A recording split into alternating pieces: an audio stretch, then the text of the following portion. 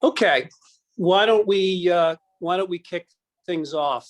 To the folks that have joined us around the world, good morning, good evening, good afternoon, wherever you may be. Welcome to this program, which is part of Global Tufts Month, an event sponsored by the Office of the Provost at Tufts University in Medford. It's a month of activities to connect students with activities and programs on campus and our Tufts community online, our Tufts global community online. Today's program is called Challenging Cross-Cultural Communications, New Economies and the Asian Story. My name is Bryan Bachner, and it's my pleasure today to be the moderator for this event. Really excited today. We have two very, very knowledgeable speakers who have agreed to join this, and I'm very excited to have a very, very interesting talk. Before we start, though, I just want to give a little bit of an introduction about what we're going to talk about today. The panel discussion today is really about communicating about global communication in the context of a world where technology knows no boundaries. I'm going to be your moderator today. In my prior job in China, I served as a general counsel for Lehman Brothers, and my current job is an investment director for China Everbright Limited. Both jobs required me to become familiar with the challenges involved with communicating across borders, communicating globally, and generally. It's an honor to introduce our two panelists today. Both also are from Tufts, and both with specialties in representing corporations to explain their business stories to their various audiences. This is no easy task. Corporate stories have to be told both written and oral. They are global and they're local. They're commercial and they're public. They're to respond to a crisis. They're for fun. When a story needs to be told, any business would be very fortunate to have Ker Zheng and Leslie Lin to tell that story. The format of today's panel will be as following. First, our two panelists will introduce themselves, talk a little bit about their education and their career.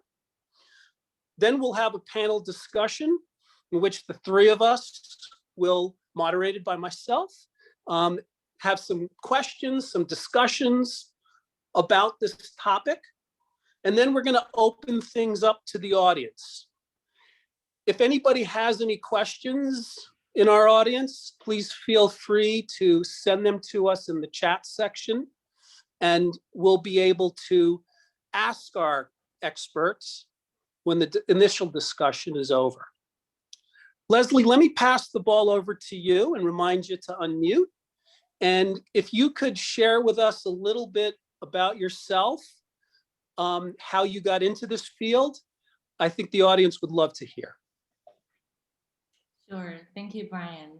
Hi, everyone. Good morning or good evening, wherever you are. So I'm Leslie. I graduated from Tufts 2005, and I studied psychology and Japanese culture when I was at Tufts. I am originally from Taiwan, and I've been living in Shanghai for the last 13 years. I've been in communications and PR, actually, as soon as I graduated from Tufts. So I've been in communications for about 16 years. That's a long time, for the Greater China region. And I'm currently the regional external communication lead for a European multinationals, specializing in nutrition and health ingredients. So my job is to protect the company's corporate reputation and strengthen its branding in Greater China. And unlike Bryan and Kurt, I think I am the only person here. I'm speaking on behalf of like multinational with operations in China, and there will be the other way around, like representing Chinese companies going global. And so I got into PR because I studied psychology, and I took a few classes in consumer behaviors. I thought about going into marketing, but then I'm like, oh, I love writing. So I took a lot of writing courses when I was at Tufts as well. So I wanted to combine my passion for writing with my interest in consumer behaviors. So I chose PR. That's when I actually get to write a lot. I have to talk a lot for my job as well, but I also need to have a basic understanding of how consumers or how people think. Yeah, so that's, and I've been very fortunate that I like what I do for the most part, and that's why it's, you know, keeping me in this career path for the last 16 years. So cool, Leslie. I guess I'm sure we can all agree that there's no perfect job, but to be able to have a job that you're excited to sort of get after each day is fortunate. Ker, over to you. Yeah, so I'm originally from Rhode Island. I grew up there. My parents are Chinese, but I grew up in the U.S. And then I'm Tufts class of 2012. I majored in economics and international relations, where my concentration was East Asian studies. I also minored in Chinese. And I did my Tufts study abroad in China, in Hangzhou. And when I was a junior, I interned for a Tufts alumni in Shanghai. And I really liked it. So I came out to China in 2012 after I graduated. So I've lived in Shanghai, I lived in Beijing, now I live in Shenzhen. I've worked in equity research. I used to work in investor relations at Baidu. And then I did global marketing for an e-commerce startup. And now I work for what's called a financial PR agency. So basically what we do is we help Chinese companies that are listed in the US and Hong Kong. Basically, we help them strategize and execute their communication strategies for how to appeal to foreign investors or international investors. So helping Chinese companies doing English media. And most of my clients are Chinese internet companies. So Meituan is a big client of mine. Tencent Music is a client. Lufax. Yeah, so it's pretty interesting. But we also work with some healthcare, financial services clients, and we're starting to work with more Southeast Asian clients. Yeah, I mean, it's pretty interesting. And now, like, a lot of companies are going public in the US. The IPO markets are pretty hot, and then we help. I guess the main thing I would say is we coach them on how to transition to being a public company. Because when you're a publicly listed company, then there's a lot of restrictions on what you can say. A lot of restrictions on what you can say to investors. And so it's kind of like a mix of finance and marketing, I guess you could say. Yeah. Fantastic. I think there's a lot of issues we can dive into here, but I think it's it's just right. I'm not sure if it was planned or not this way, but to be able to have someone, both of you based in China, as well as myself, based in Beijing, one representing a foreign company in China with the challenges that are faced in that communication strategy, and another talking from the inside out, helping Chinese companies communicate abroad. So I think it'll be interesting. In just a little tidbit on my side, as I mentioned briefly, I've sort of been on both sides, having been with Lehman Brothers a few years ago, and representing them in a legal capacity, which really involve lobbying, solving problems, and doing, and communicating them well. So I think I'm also familiar with the communication business, but now working for a Chinese company and working to help their communication strategy. I should point out at the start that my views today are personal and are not attributable to my company. They're individual views. In order to kick things off, what I'd like to do, and Leslie, I'd like to sort of bounce the ball over to you to start off. And these kind of panels, I think, give folks like ourselves an opportunity to reflect on what we do, right? On a day-to-day basis, it's a grind. You're just in there solving problems, figuring things out, sending out memos, sending out, et cetera, et cetera. But I think that these kind of discussions often give us an opportunity to sort of reflect a little bit.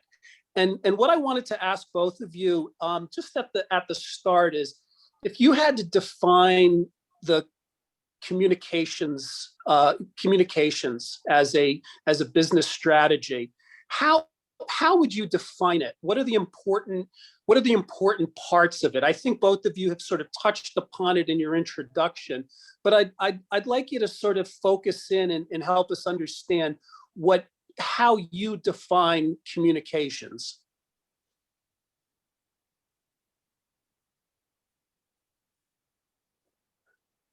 I would define communications.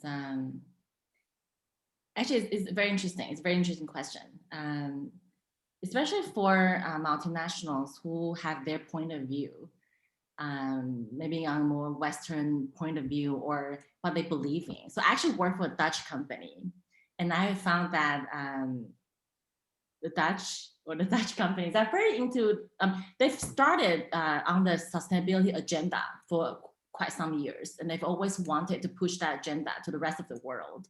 What I learned about, because I've been working with the company for some time, the Netherlands is a very small country, so they really care about their natural resources.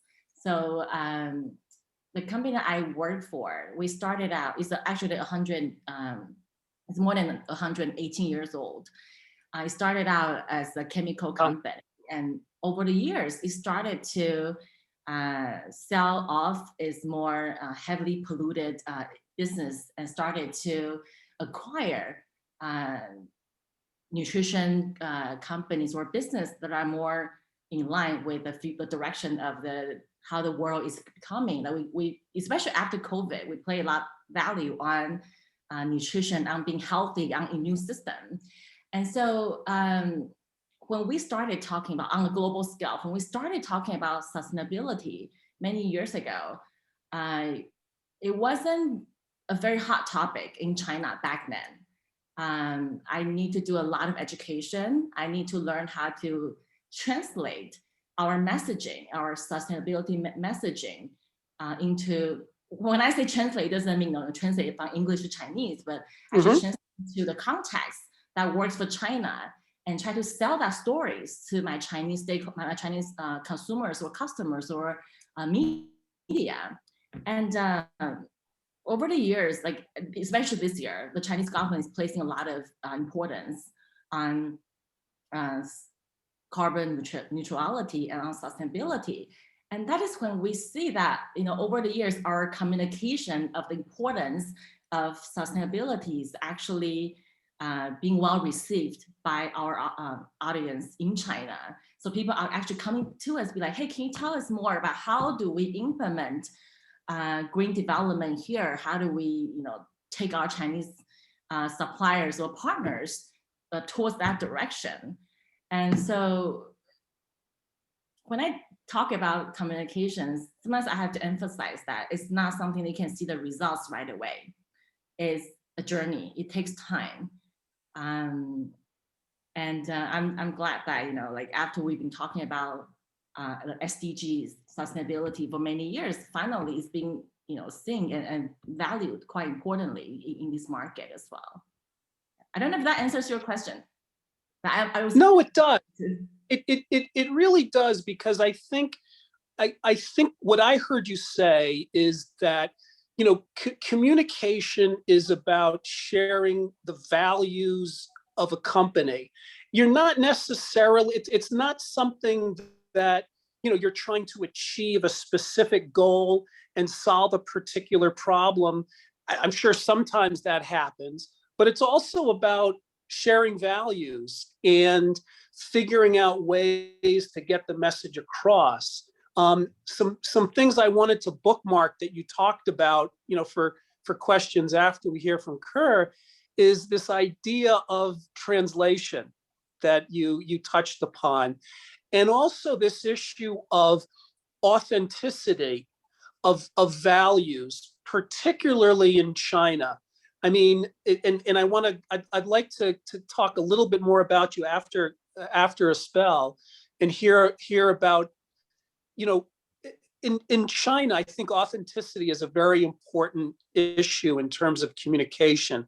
And I'd like to hear more of your thoughts about that. But before we go there, Ker, can you share a little bit about how you would define communications, and what it is that you're trying to achieve when you're putting together a strategy for a particular company? Yeah. I think, so there's different types of PR and communications, right? So I could talk a little bit about financial PR, which is what I do now. And then I can also talk about B2b Pr, which is what I did in my last job. Financial PR is mostly helping. Sorry? Yep, please do. Yeah, I Talk about financial PR is mostly helping a company tell its story to investors.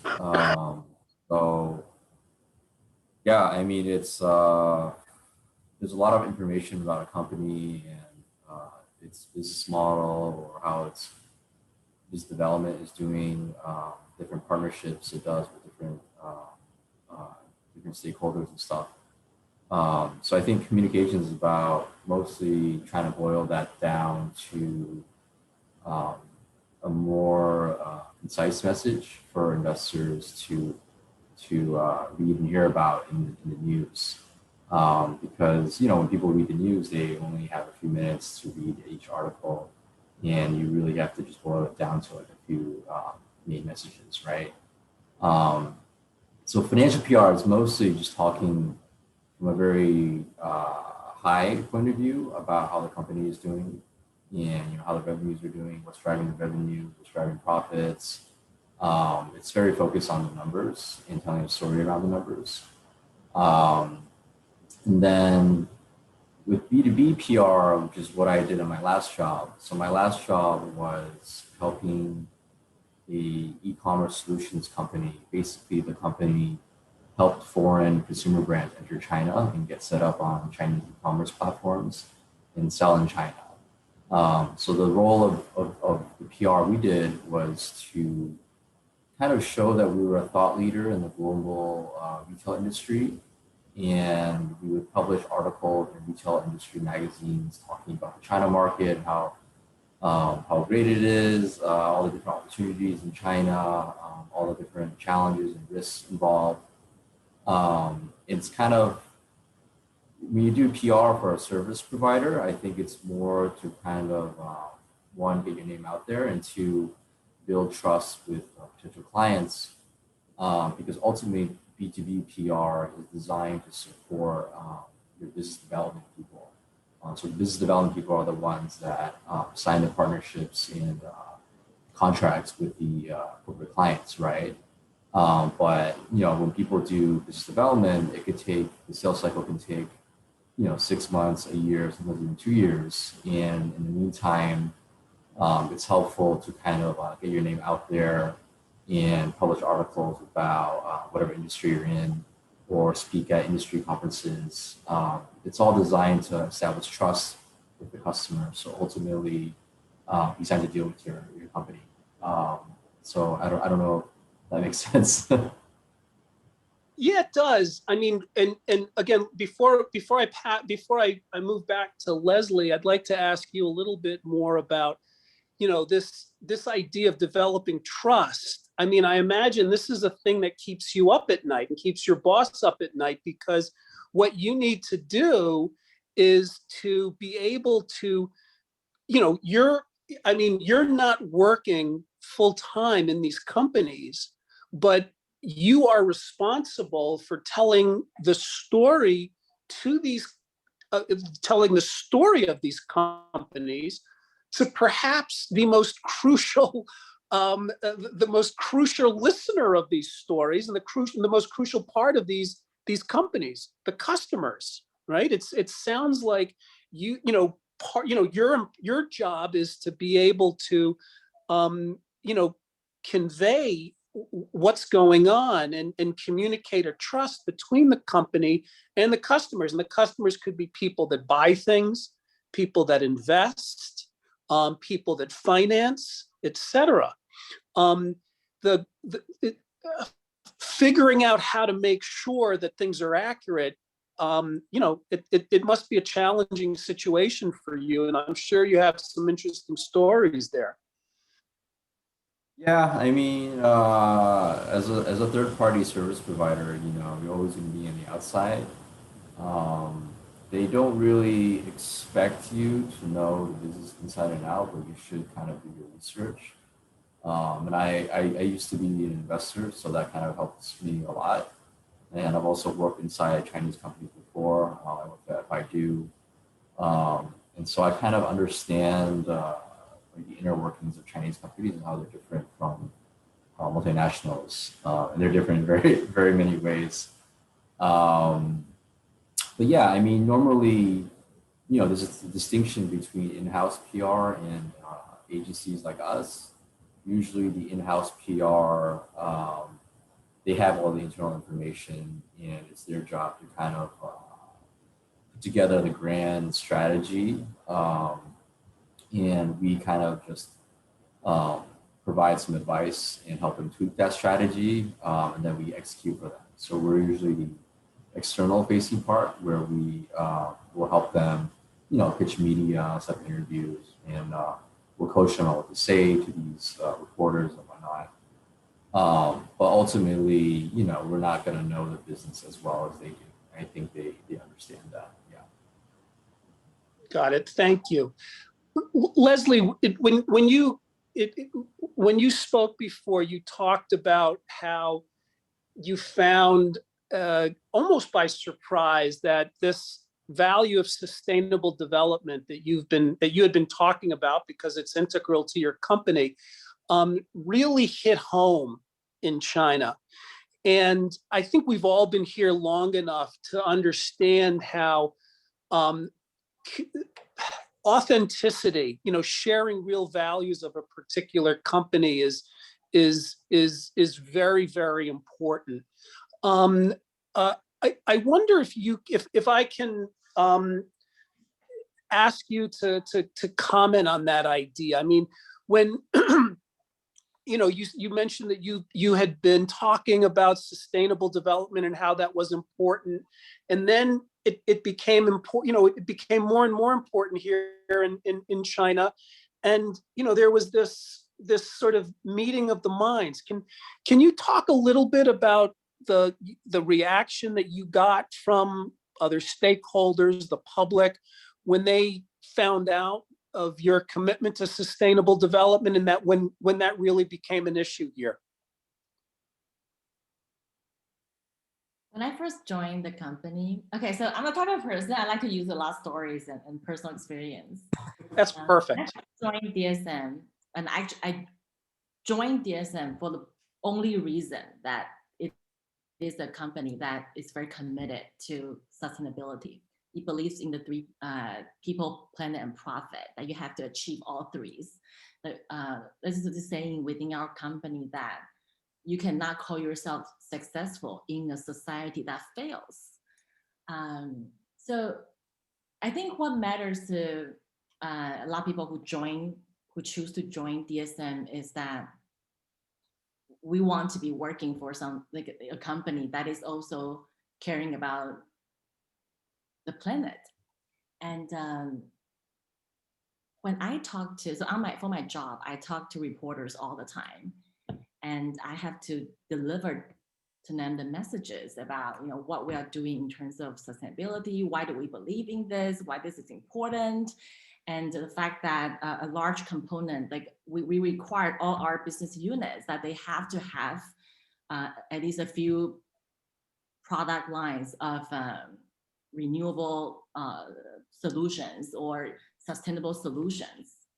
And I remember that a reporter was like, like, you really like this company, right? Like, you can tell from the way that I talk about the company, I talk about our mission, I talk about products, that I genuinely believe in what we are doing. And this is very different. So I actually also came from an agency background. I was with PR agencies for like 15 years, I'm like 14 years. And so this is my very first in-house PR job. And I realized that, when I was with PR agencies, I couldn't get to choose my clients. So I would be working on business or clients that I don't feel very, very passionate about. So for example, I'm actually a vegetarian, and I choose to become a vegetarian because I believe in, not creating too much, greenhouse gas emissions. But when I was with PR agency, I had to work on Burger King. I had to talk about Australian beef all the time. And I was like, oh, this is not what I want to do. So I was really happy that I finally joined a company that believes in doing business well, protecting its people, and also protecting the environment. And I also believe that we got passionate about something, even if people here didn't feel that much about the same thing as passionate as you. If you truly believe in this and you just continue to tell stories in different ways and helping them understand why it is important that we take sustainability into consideration when we do business, they will eventually join you and being on your side. So I always believe that doing communications, you need to be passionate about the products or the company that you are speaking on behalf of. And yeah, so I'm really happy to see that after a few years of just telling people that why this is important, and it's finally on the government's agenda. And as all things are in China, when it's on the government's agenda, it's very important, and everyone has to do it. All the companies have to do it. Yeah, so. No, that's great. I mean, clearly you're personally passionate about it, and I'm sure that your company is too. Can you talk a little bit more, though, about how, the society here has received that message of sustainability? And I mean, I imagine that it might be a little bit, given that it's sincere from your side. I mean, this is a real thing for the company. The company clearly hired you with the passion. Okay, I think you have frozen. Okay, so I was okay, you're back. Okay, was I frozen or were you? I think you were frozen. I think you're okay now. Okay, Leslie, can you hear me now? Yes. Yeah. Okay. So okay, go ahead. I will use an example. So we have this goal that we have to achieve, like all our factories across the globe have to achieve, like we have to use 75% of renewable energy across all our factories in China, in the world by 2030. And so actually just by 2020, most of our factories in the US and in Europe have already achieved that target, like 75% of using 75% of renewable energy. But by 2019, it was zero in China, because no factories in China want to do that. They're like, it's too expensive. Renewable energy is just too expensive for us, and it's just really difficult to get, wind energy or solar energy. If it's not mandatory by the government, then let's just put it off a little bit. So it was kind of embarrassing for us that, I mean, we have this target that we have to achieve that goal in 2030, but in China, it was zero until 2019. But now that this is very important to the Chinese government, is on the agenda. So I'm very happy to say that as of March, as of today, one of our factory in Shandong is 100% powered by renewable energy. And that happened in a year's time. So that's, I guess that I'm using that example to show you the society reception of the whole sustainability idea. It took a while, but I think for the next few years, you'll be moving very fast because we have 27 factories in China. So we've only gotten one factory to be 100% powered by renewable energy. So we still have 26 to go, but I'm confident in the next few years, you'll be going up quite quickly. Very cool. Ker, let me jump over to you on this. Unfortunately, I don't know the term. What's the term? Environment, social, ESG. Yeah. ESG, okay. Yeah, on your side, on your side of communications, right, where I think often you are helping, facilitating, communicating for a Chinese company in the international market. As Leslie has mentioned, standards are often not, I'm not saying, no judgments are made, but timing is different, standards are different, but still in your position, you need to communicate. I mean, the companies that you're representing want to be heard in a constructive, positive light outside of China, where standards of ESG might be different. Is this something that you've ever had to deal with? Is this a challenge that you faced? Yeah, over the last 2 months, I've worked on, I think, like 2 press releases. So one of my clients, Meituan, for those of you who are in the US, Meituan is basically a food delivery platform. They have millions of food delivery riders. Basically, they're doing a lot of CSR stuff right now because there's been a lot of packaging associated with food delivery. And, when you have 1.4 billion people using food delivery, especially during the pandemic, their sales went up a lot. It's a lot of, wasteful packaging. And I think they're experimenting with some kind of recyclable packaging, but it's something that they want to draw attention to. And I'd probably say that Meituan, compared to all the other internet companies, have the most impact on, I guess, ordinary people in China, because I think because they hire so many people. They hire so many migrant workers from the countryside, millions and millions of these guys. And then so many people use the food delivery app in China. So they have a huge impact on society in China, and they have a lot of support from the government actually too. And then my other client, Tencent Music, which is kind of like Spotify in China. Right now they're working on some kind of, it's called the Music Healing Project. What was it called again? It's called the Music Healing Project. They basically want to promote awareness of music as kind of psychological therapy. I guess for people who are kind of been affected by the pandemic, who are isolated and whatnot. So they're putting out like a charity album to kind of commemorate this and raise funds. And then, they're also doing like, I think the World Autism Day is coming up in a few days, or maybe just passed, but they're doing like another charity album to kind of raise awareness for autism because, it's a developmental disorder in China. And I think the attention and care, or I guess like public resources that are available for autistic kids, it's not really there yet.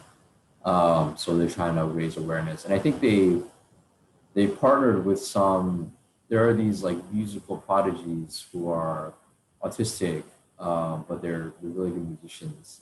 So they I think they partnered with one in China, one in Malaysia, and one in Japan to put together this charity album to kind of give inspiration to people with autism.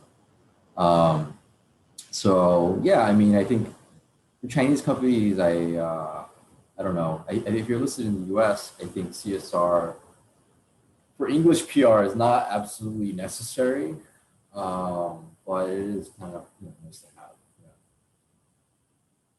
Yeah, I guess I guess it's fair to say there's probably a lot of stories in China that probably are not getting communicated abroad. I mean, China is such a huge market of such scale. It's impossible to be able to share every single story.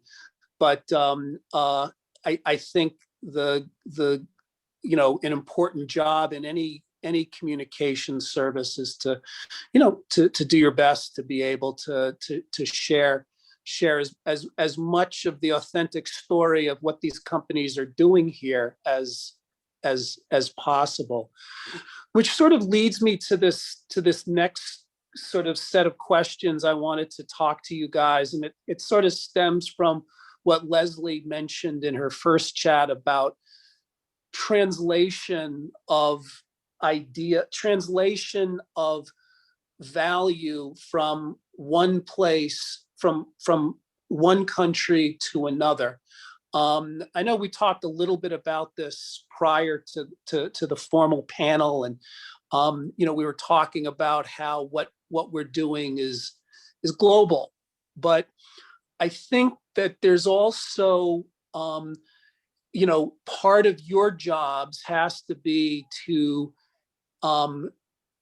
translate what's going on in one country into another. And I think, like any country, China has its own ways of thinking about things and its own sort of basis for understanding things. But what I'd like to ask both of you, and Leslie, I'll start with you, is, excuse me, can you share some stories or share your thoughts about when you've come up with this, what's going on, say, in Holland, and you try to share that in China, and it's not, the connection is not as clear as you expected. And if you do have some stories about that, maybe you can help us dig a little bit to help us understand, how does maybe Holland think differently about things and how China is thinking about things. So I would like to start by saying that I'm pretty good at my job, I think. So if something comes from the Netherlands, by the way, they don't use Holland anymore. The country has rebranded itself to being the Netherlands. Thank you for communicating that. I need to improve my know-how of that. Thank you. The Netherlands. The country needs to do more PR for its name brand, the renaming.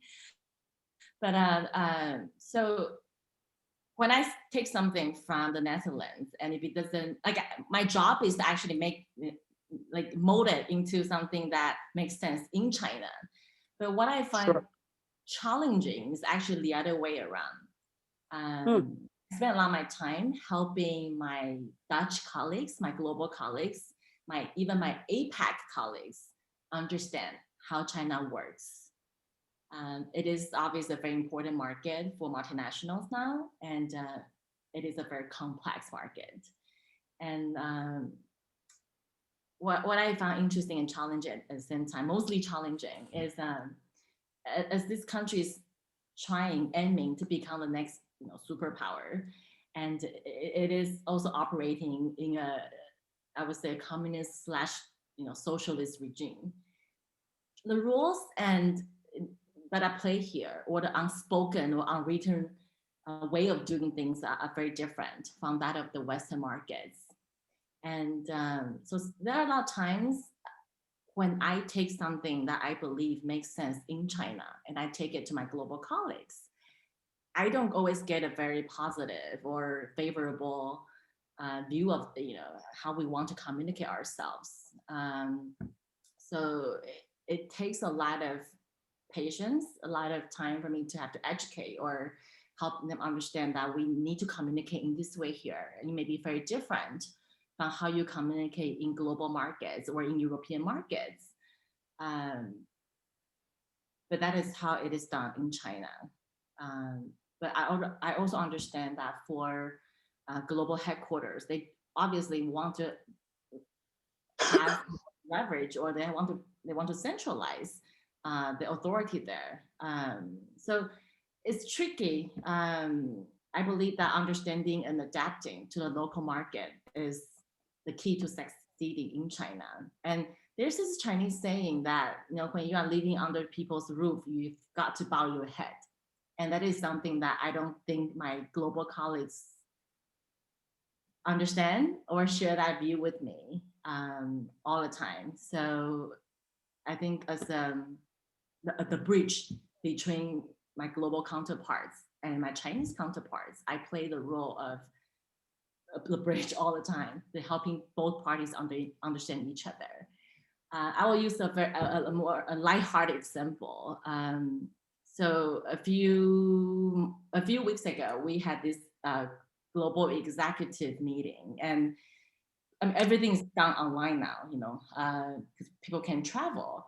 And so they, from the global headquarters, they send over a box of souvenirs for all the executives as a way of just showing that we are one DSM. Like, even though we're in different parts of the world, we can see each other. And all the so the executives, they would get a hat of different colors, and just for some random reasons, all the hats they send to China are green hats, and it's very offensive for.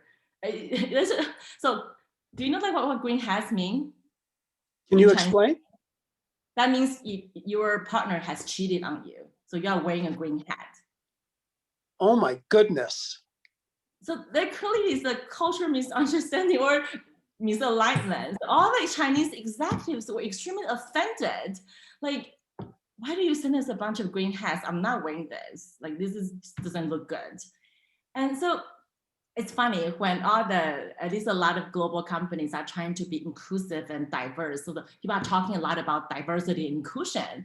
But things like this happen when you don't know each other's culture and you don't know how you need people to be able to, well, I would appreciate if they check with us first, if there's any cultural sensitivity or, but let's just see it positively. They want to be caring, so they send gifts, but it's not the most culturally appropriate gifts. It's just, yeah, very fun. Yeah, no, that's a very, very interesting example. I think we talked a little bit about this before in our preparations, how even, global trade, international business, these are very, very important, serious things, that need to be, dealt with in a very comprehensive and serious manner. But at the end of the day, a little bit of empathy is something that, can go a long way. But I think also from the side of the Chinese market, I think there's, there also needs to be understood, as I'm sure you do, this idea that the perspective from headquarters. I don't think there's any intent, of course, on anybody's part to be inappropriate, but there's certainly a need to be quite careful, to really think carefully about the way things are communicated. Also, I think is just, as you were talking, it occurred to me from the headquarters perspective, from the founders or from the people that started the business, they've been doing this for an awful long time. They sort of created this business from nothing, or, they created, let's say they created the business. So it's something that, is owned by them. And so translating globally is never a simple thing, particularly for someone or a team or a group that really feels, that really has ownership over this thing and really wants to, they know how to build that market. And so there must be, maybe there's oftentimes a conflict there. Is that something that makes sense to you, Leslie? It does, yeah. Yeah, and so it's a very, very interesting challenge, which I think that folks based in China have it's a lot of hard work to ensure that these communication strategies are done well. Ker, over on your side, you've worked with Baidu, which is sort of the success story of digital commerce in China, and I wonder if you have any interesting stories about these sort of challenges in communication. Yeah, I mean, yeah, well, English media cover Chinese companies. I think it's hard to appeal to them because a lot of these companies, they don't have businesses abroad, so they don't have operations in the U.S. or in Europe, but they're listed abroad, so they have to get media coverage to appeal to investors. So media tends to only really cover them if they're like a large company that's going to move markets, like a Baidu or Alibaba. It's very hard to get coverage for smaller cap companies. And then the other way you do it is to kind of create an angle that's relevant to ordinary American readers. And it's hard because, the editors in New York and whatnot, they'll always kind of pencil Chinese companies as copycats of American business models. So they always refer to Baidu as the Chinese Google. They refer to Alibaba as the Chinese Amazon. You need to create some kind of angle that's relevant to Americans, and it's just challenging when you don't have these companies don't have operations overseas because the readers there they can't see the products or services that these companies provide. Yeah, that's a main challenge, right, for my clients at least. Got it. Now, just following on that, Ker, from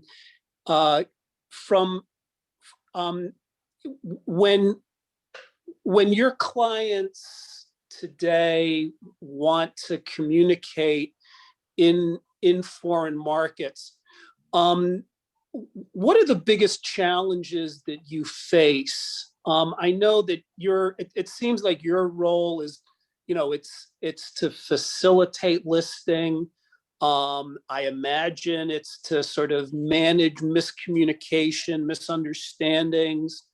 I would also imagine there must be some internal communication that you're involved in to, that only you, with your background can understand the context. Can you share with us a few more examples of what you've faced and how doing things in the US is just different than here? Yeah, I mean, one of the biggest issues that most of the executives we deal with, they don't speak any English. And it's just very hard to do English PR when you don't have a single executive that can do an interview with an English-speaking reporter, right? In these types of circumstances, they definitely cannot do any TV interviews or broadcast interviews. We can do like phone interviews that get translated into written articles. So the reporter will interview a Chinese executive in Chinese for like, I don't know, 10, 15, 20, 30 minutes. And then they might use like a few quotes from that executive to put in the article. But then we can only target reporters that speak Chinese, which is fine for a lot of the tier one media. So like Wall Street Journal, Financial Times, Reuters, they'll have reporters in China, and I don't know, not all of them speak Chinese, but I would say like a good chunk of them do. But it's much harder when you're trying to deal with media that don't have offices in China. Say they're industry media based in LA or San Francisco, and they want to talk to a Chinese executive, and they want to talk to a senior Chinese executive. But chances are that there's just not a single person that can speak English, or at least comfortably enough to do an interview with foreign media. Yeah. And then, I mean, for us, like, we basically help these companies transition to becoming public companies after the IPO. So before the IPO, you're a private company and you can say pretty much anything you want. But after you're public, there's a lot of restrictions on what you can say, because everything you talk about, when you talk about your business and how it's doing, you can't be selective. You have to do everything through a formal press release or an earnings call. And everything you say to one investor, even if it's a private call, has to be, it can't deviate that much from what's been said in the press release or an earnings call or the IPO prospectus. And so it's a challenge because Chinese companies, they're very flexible. They do things very fast. They're not good with a lot of bureaucratic processes and stuff. And then, you come in and say that, oh, you can't say this, you can't say that. And it's frustrating to them sometimes because they're used to a lot of flexibility. Because in the Chinese market, you need to be very fast and flexible to succeed. And I think they're not used to that. Yeah, so those are just some of the challenges. Yeah. Cool.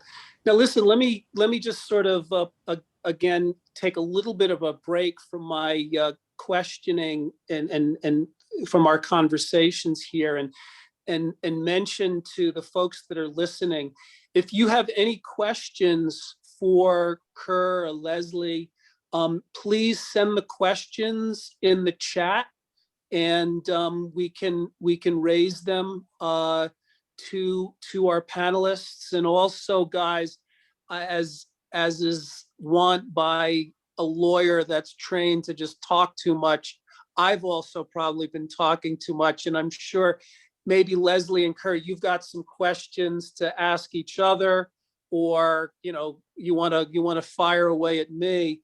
Let me, now that there's like 10 minutes left, let me see if you guys have any questions that you wanted to raise. Well, yeah, Brian, it'd be interesting to hear about your company. I think your company is a Chinese company that's starting to do business overseas. And I know you're involved with some of the communications, so it'd be interesting to hear about how that's going. Yeah, no, it's a very, thanks for asking. It's a very interesting process where one of our portfolio companies is now taken an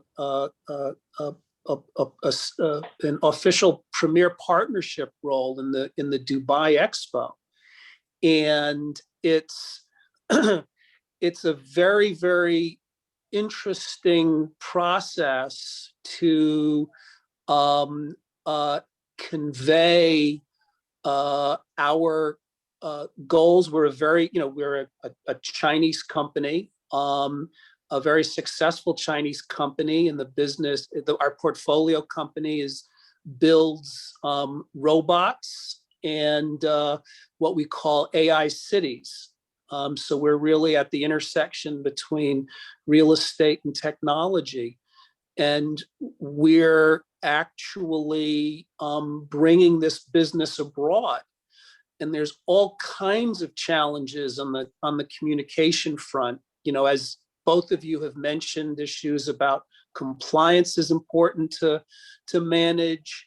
at an operational level, finding people who are going to work in sales and marketing and being able to tell the China story, but in a different market is a fascinating, is a very, very interesting and challenging problem. But the advantage that we have with the Expo 2020 Dubai is that the people, the leadership of that group are designed to bring international parties together. So they really know how to help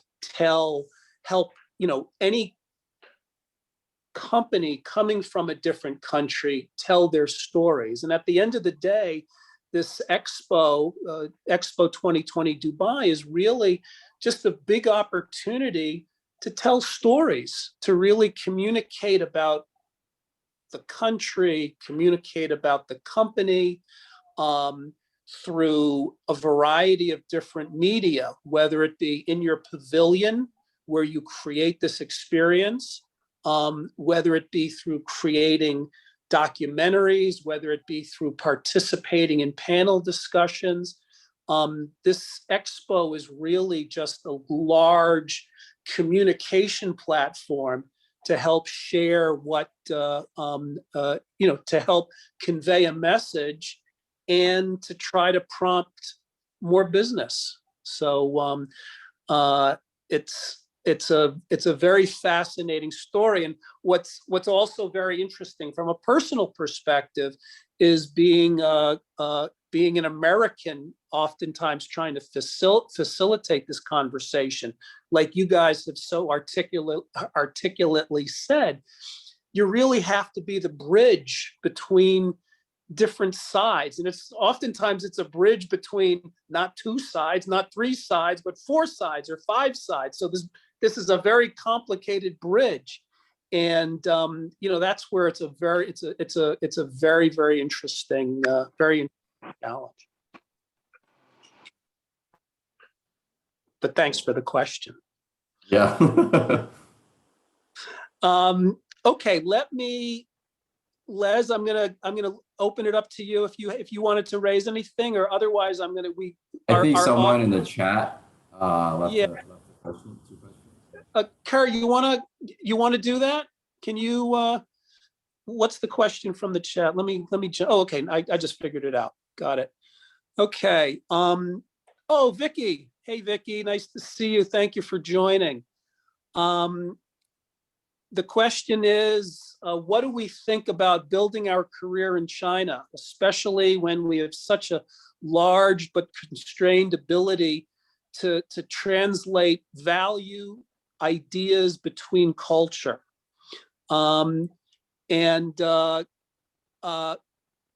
Ker, why don't I start that question with you? So the question I think really is the challenges of building a career when we're constrained by our ability to effectively translate values, ideas between cultures. What do you think about the question, and how would you respond? I mean, for me, it's always been a lot of classes on Chinese history. My senior paper on prize reform. I think building my career in China, what's helped me was that I never actually worked in the U.S. I came here straight out of college, so I've never worked for a U.S. multinational, and so I think when some people they move from multinationals to a local Chinese company like Baidu or Alibaba, they can't handle it because the culture is so different. But because I never had that experience, I think I'm just pretty used to it. But in general, I'd say I'm a pretty patient and empathetic person. I always put myself in the other person's shoes, and instead of complaining about why things are the way they are or why Chinese management do things these ways, I think about why, and there's always a lot of different reasons behind that. Yeah, I'm a pretty patient and empathetic person, and I think that's helped me a lot. Whereas a lot of people, I know a lot of foreigners that work for Chinese companies, and they come in, maybe management doesn't listen to them because they're only like 2 months on the job, and then they get frustrated because they can't influence things the way they wanted to, and then they leave after like 6 months. That's a very common example of what happens to a lot of foreigners working for local Chinese companies. Yeah. Got it. Les, any thoughts on that question? I guess the question is about value differences. Do you feel frustration in your ability to communicate effectively in China? I think definitely there's a learning curve. I'm not originally from China, mainland China as well. So I mean, I grew up in Taiwan, and Taiwan is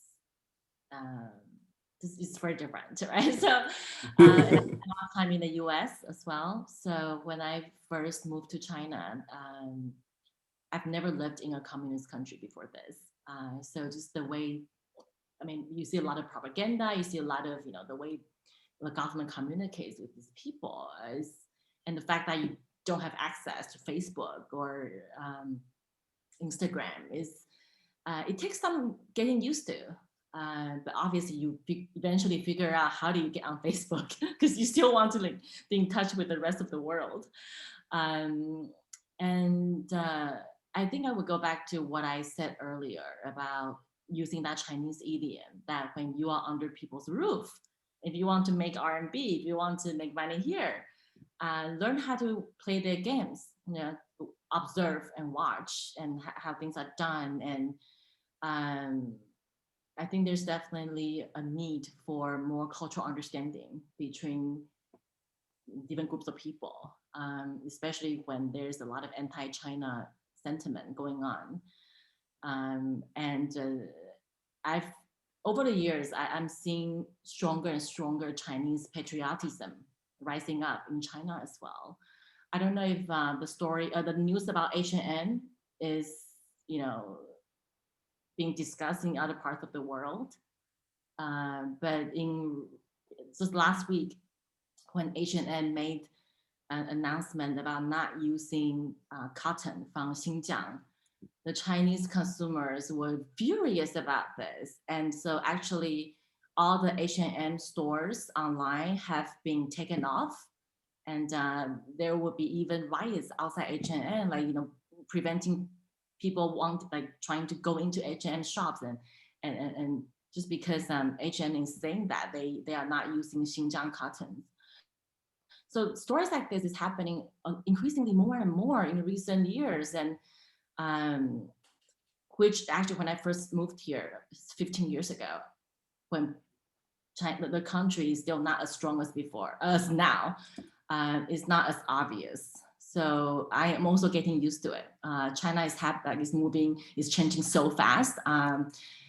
Just even for people who have been here for a long time, it feels like a different country, all every 2 years. So it's very exciting sometimes, but sometimes I need to get out of the country and breathe, some freedom once in a while.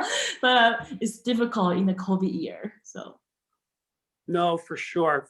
We can definitely sympathize. I think before I go back to the questions, we've got a few questions. I mean, I think let me throw this one out to you guys. When I'm talking to friends and colleagues back in the US about China, I think the hardest thing for people to understand is scale of the Chinese market, and communicating that is the most difficult thing. My favorite story is when I tell my friends here in China that I'm from a small town in Connecticut, and they say to me, "Oh, I'm from a small town also." And then when I tell them that, my small town has 15,000 people, they look at me curiously like there must be some translation issue, because I don't even think 15,000 people in a town rates as a qualified, municipal entity. In 15,000, I think, is a wing of a building in some places. So and the other example that's my favorite is, I think, and correct me if I'm wrong, but if you aggregate the populations of most maybe tier 1, tier 2, let's say tier 3 cities, you'll probably hit the population of the United States. And then, and I maybe it's in tier 4, but I don't know the exact number. But whatever the number, you're still left with a population in China of, say, a lot of people. And so again, the scale is just completely different. Is that something that resonates with you guys? Yeah, the entire population of Taiwan is the same as the entire population of Shanghai, the city. So, but that's what I love about China. Yeah, it's crazy. It's so big. So no matter even how small your habit, some hobbies can be very, very, unique. You can still find a bunch of people who share the same hobby with you because it's a huge country with lots of people. So that's what I love about China, because you meet all kinds of people, even if it's mostly Chinese. But yeah, that creates a lot of opportunities. No, what you're saying, I think, is very powerful. It's not a simple place at all. Sometimes I think some people try to communicate a story that it's a very, simple place to understand. There's black, there's white, but as the old saying goes, it doesn't matter if the cat is black and white. It just matters if the cat can catch the mouse. Ker, any thoughts on that? Just any, forget about corporate communication strategies, but do you ever sort of come up against things where you're talking with friends from a different, who don't know China, and all of a sudden, you realize just the gap in sort of know-how about this place? Yeah, there's a lot of things that are hard to comprehend. Scale is one thing, structure is another thing. Ker, could you come closer to the microphone? I don't know if it's just right. me or if, Hear me now, or is it better now, or? Yeah, better now. Yeah. Okay. Yeah, I think infrastructure is one thing. Like my friend was just talking about, they opened a super train from New York to Miami, and it takes 27 hours or something. But like a fast train, a bullet train from Beijing to Hong Kong takes 10 hours. That's traversing the entirety of the city, out of the country, from the south. Yeah, so that's another aspect. Yeah. Yeah, totally. Okay, let me go to the questions here. From Ming Zhong, thank you all for the very interesting stories. Is there any established platforms for company PR to share their news and tell stories, so that you can ensure that public agencies hear from you? Are there any institutional platforms where you can make, where you can tell you?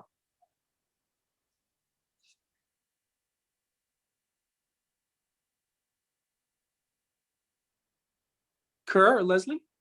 Yeah, I can go first, I guess. Well, when a company has news to tell, what they do is they usually issue a press release, and that's kind of the official version. And then they talk to media, right? And then the media will write articles about it that kind of paraphrase that press release, and they might interview an executive to kind of add some color. But then the media will also interview other people, like industry experts, or I don't know, maybe a customer or a partner of the company, or maybe a Wall Street analyst that's criticizing the company. It's, you know, the company tells its side of the story, and then the media kind of aggregates angles from all different types of people to kind of create a more balanced view for the audience. Yeah, I mean, for press releases, I mean, we usually do it through newswire platforms like PR Newswire or Global Newswire, and they have the option to issue press releases to send them to reporters all around the world. Aside from that, I mean, like our clients, they're active on LinkedIn and Twitter, so social media is becoming more and more popular to maybe release news that is not as important as what would be put in a press release, but it's still kind of notable. So our clients are increasingly using LinkedIn and Twitter, even though they don't have businesses abroad, but they want to target media investors through that. Yeah. Yeah, I think that's kind of it. I mean, sometimes we'll do thought leadership where executives will write trend pieces in industry magazines. So if I were an executive at, I don't know, Alibaba, and I wanted to write about e-commerce, I guess Alibaba is doing a lot of e-commerce in emerging markets.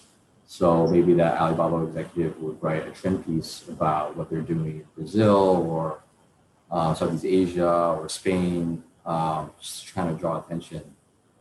So I guess you can say that each different media outlet can be a platform of its own because each media outlet has its own different audience. If you're a retail industry media outlet, then your main readers are going to be executives in the retail industry. That goes for any kind of other trade media or industry media. Yeah. Great. Leslie, anything to add? I think for companies in China, it's mostly, I mean, WeChat and Weibo are the platforms that we communicate our stories. But I would say that's more for the general public or for consumers or customers. With, I think guanxi is very important. It continues to be important in China. So like personal relationship with, you know, whoever you are, your stakeholders. So my understanding is that almost all like companies with established size, they would have a government affairs person whose job is to maintain relationship with government officials so that you make sure that, you know, like whatever, or to lobby or to just make sure that you have someone to talk to if that something goes wrong with your company. So I don't, oh, there's the cat. Sorry, I get distracted. I get distracted by cats. But okay. What was I saying? Okay, so with government people, I think you just have to pay personal visits to make sure you get your stories or news across to them. I have a hard time, you know, seeing that they will actually read your WeChat all the time, you know, your websites or WeChat stories. Great, thank you. I've just noticed the time. We've now been at it for about an hour and 15 minutes. There's one question. I think we have time for one more question from the group. We've had a lot of really good questions from everybody. And this is from Jay. Thanks for the conversation, which is great and dear to my heart as he has, as Jay's been managing China for a US company. We talked about cross-country communication strategy. His question is this: is it a communication question or a business question on how much to communicate? Leslie, I'm going to ask you to start to answer this last question and lead us to the end. Sure. I would say it's both. So what is interesting and okay.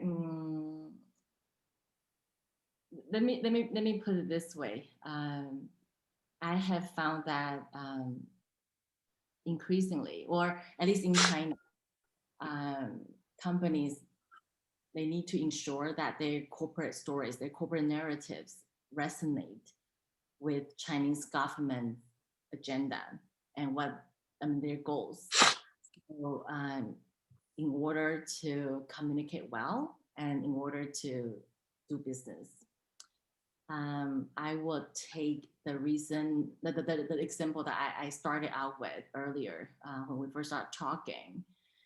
So China, with the Chinese government recently, they got together. So every 5 years, they get, so every year they get together and talk about the company's direction in that year. So this year is the 14th 5-year plan. It just happened a few weeks ago. And so the topic of green development was a huge topic. It's going to be a huge focus for the next 5 years. And so it is important for companies in China to figure out a way to support, to take part, to contribute to this topic, to the topic of decarbonization or carbon neutrality. The companies need to work closer to Chinese government's agenda if you want to continue to be valued as an important player, especially for multinationals that are under tighter scrutiny than their Chinese peers. So I believe that for companies with sustainability and purpose well integrated into their brand and communication strategies will have a more natural alignment of their corporate reputation and also their, I guess, business success if they do that with China's long-term goals. So I do think that it is both a business and a communication question. Very, very cool. And again, Jay, thank you for that very, very good question. Ker, over to you for the last word. Yeah, I guess for my company, my clients are mostly. Ker, could you get closer to the mic? Again, I don't know if it's me or. Can you hear me now, or is it? Yes. Yes. Okay. Yeah. So my clients mostly do PR to target investors and to get investors to invest in their stock and keep the stock price high. So I mean, the purpose of the stock price is supposed to reflect how the company is doing and the potential of the company. So it's always tricky to figure out how much exactly to communicate to investors because sometimes the company's not doing well. Sometimes it's not doing well in the short term, but it might do well in the long term. So they're making those short-term investments that will pay off maybe 2 or 3 years in the future. And then there's always a case where you don't want to set expectations too high because you don't know if this business unit will turn out to be successful. The internet companies that I work with are classic examples of this situation because the job of an internet company is to constantly make bets on new products and new businesses that are innovative. But it's hard because a lot of these companies, these new products or units, they never turn out the way you expect them to turn out. They might just do it for a year or two and then shut down. They might do it for a few years and they have a lot of users but no revenue, or they might have a lot of revenue but they can never turn a profit.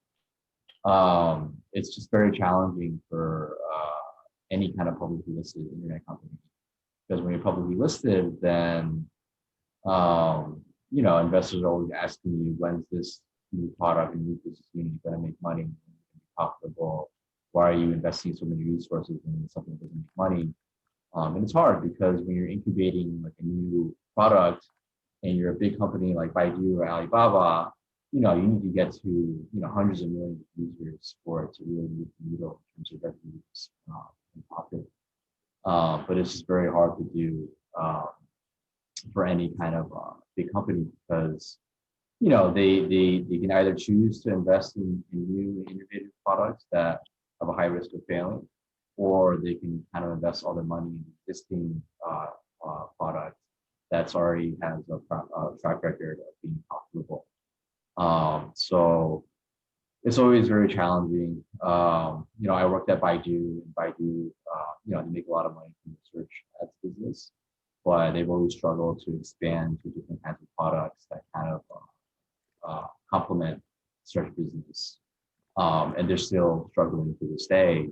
And right now they're investing in a lot of AI and autonomous driving. But these types of products, they require a lot of capital, and two, they take years and years, 4 or 5 years to really mature and become profitable and have an impact on the company's bottom line. So from a PR perspective, it's always hard to tell, how much do you really want to reveal about this AI or autonomous driving, business, how is it doing, because you don't want to raise expectations and then disappoint investors, a year or two down the line, if that makes sense. Great. Thank you very much for that. And I think with that, we're going to bring our discussion to a close. I think it's my job to say thank you very much to our two really knowledgeable panelists, Leslie and Ker. Thank you very much for your time. We thank the Office of the Provost at Tufts University for putting together Global Tufts Months and giving us an opportunity to share some ideas and tell some stories. Clearly from this conversation, I've learned that globalization, as I learned in the old days when I went to law school, is changing. It's a new set of rules, it's a new market, and things are changing very, very quickly. I want to share with the people that have persisted and stayed with us till the end.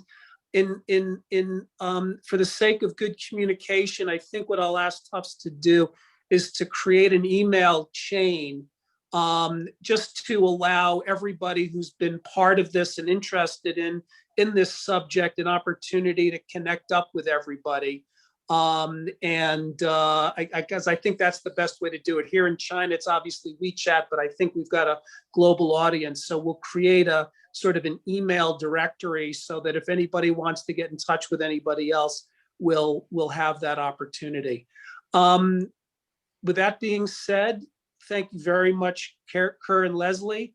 Thank you all very much for being a part of this, and have a good end of your March. Bye. Bye. Thank you all. Thank you. Thank you, everyone. So nice to see you, Bryan, Ker, and Leslie, and Nice Vicky, to of see you, course. Yeah, and Jay. time I no know see. you're there. What a Thank you, wonderful talk. everybody. Yeah. Thank Hope you, to everybody, for joining. hope to see you again soon. In person. Yeah. In person. Okay. Yes, for Yeah. sure. Bye-bye. Bye.